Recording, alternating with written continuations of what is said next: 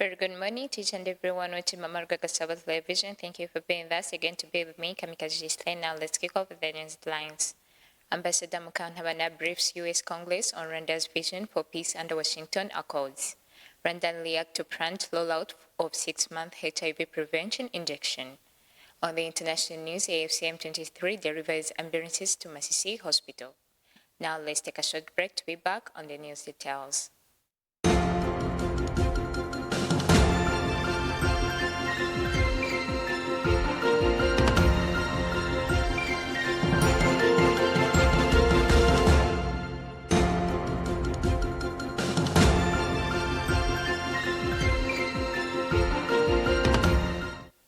Welcome back. Let's start news in Rwanda. Rwanda's ambassador to the United States, Matilda Mukantabana, submitted a detailed statement to the U.S. House Foreign Affairs Africa Subcommittee outlining Rwanda's perspective on the Washington Accords and the path to peace in the Great Lakes region.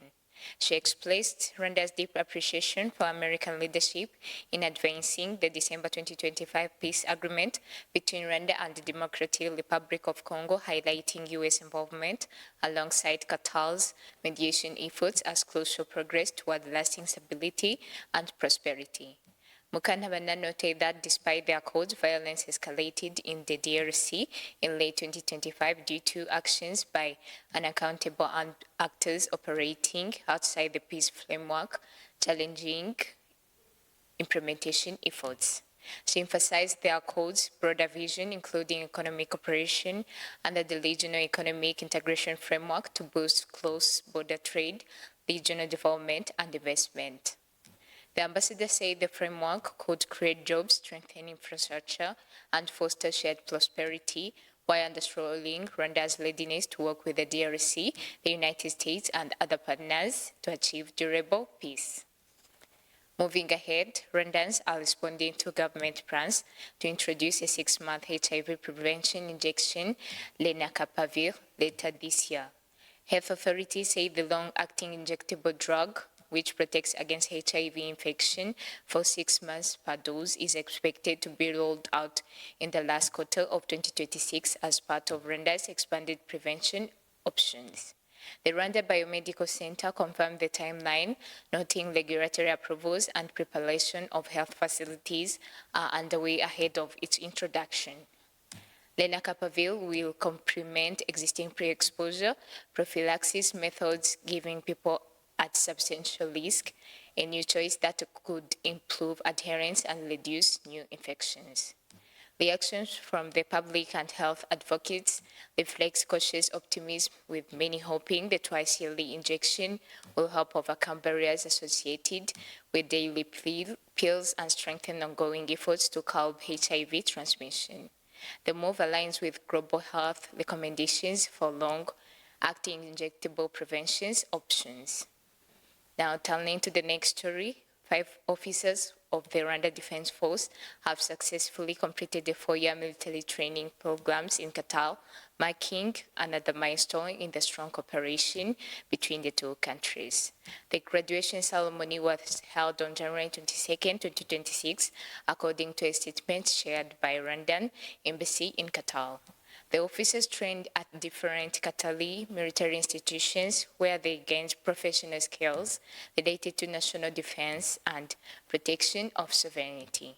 The ceremony was attended by the Emir of Qatar, Sheikh Tamim bin Hamad Al Thani, alongside senior government and military officials. Rwanda was represented at the event by Colonel Bernani Mugabo, the defense attaché at the Rwanda Embassy in Qatar. The newly graduated officers joined 9 others who completed similar training programs in January 2025. Rwanda and Qatar maintain strong bilateral relations, particularly in security cooperation and investment, with ongoing collaboration in military training and efforts to combat crime. Now let's take a short break to be back on the international news.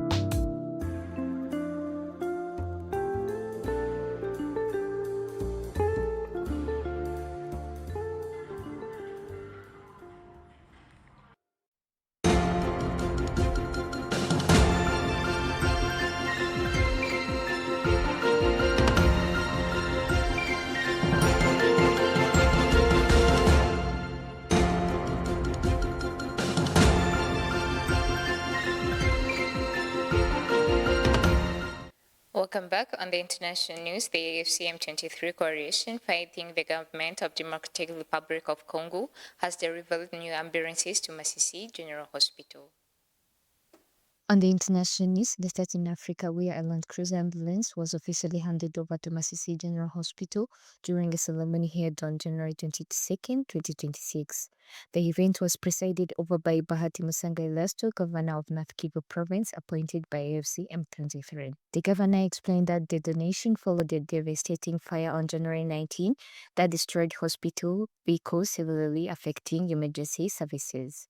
Emphasizing the value of healthcare, he said the population has endured many hardships and could not afford further delays in accessing medical treatment.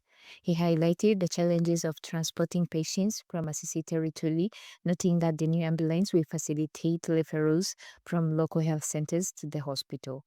The hospital's director, Dr. Kaduna Ombidu Lucian, said the ambulance would significantly ease travel for patients who previously struggled to reach medical services in Goma.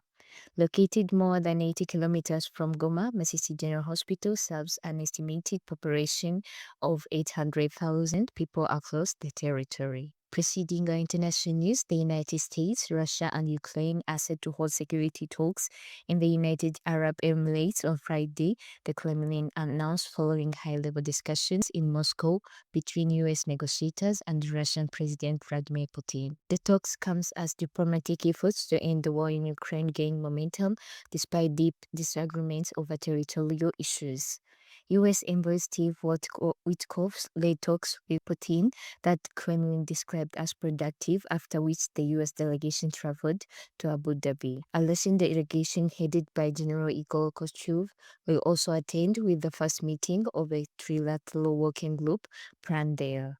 Ukraine's President Volodymyr Zelensky said the draft peace deal is nearly ready and confirmed discussions on post-war security guarantees with US President Donald Trump. While Russia says it favors a diplomatic solution, it insists it will continue military operations until its objectives are met.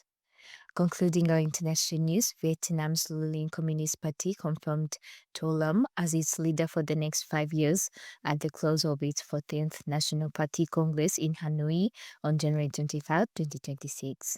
Lam, who became General Secretary in mid-2024 after the death of his predecessor, was shown with the title of party head at a press conference ending the Congress, indicating he will continue to lead the single-party state.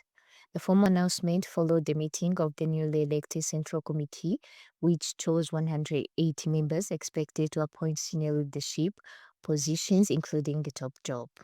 Lam's confirmation reflects broad consensus within the party to maintain continuity at the helm of Vietnam's political structure. As General Secretary, he holds the country's most powerful posts. The Congress also sets strategic direction and leadership for the coming 5 years term, guiding Vietnam's domestic and international policies amid economic and geopolitical challenge. This is the end of our international news. This is Mama Olga Kasabo Television. As we come to the end of the news edition, let's remind you of the top stories that we talked about. Ambassador Mukantabana briefs U.S. Congress on Rwanda's vision for peace under Washington Accords. Rwandan react to planned rollout of 6-month HIV prevention injection. On the international news, AFC M23 delivers ambulances in Masisi Hospital. And this marks the end. Stay tuned.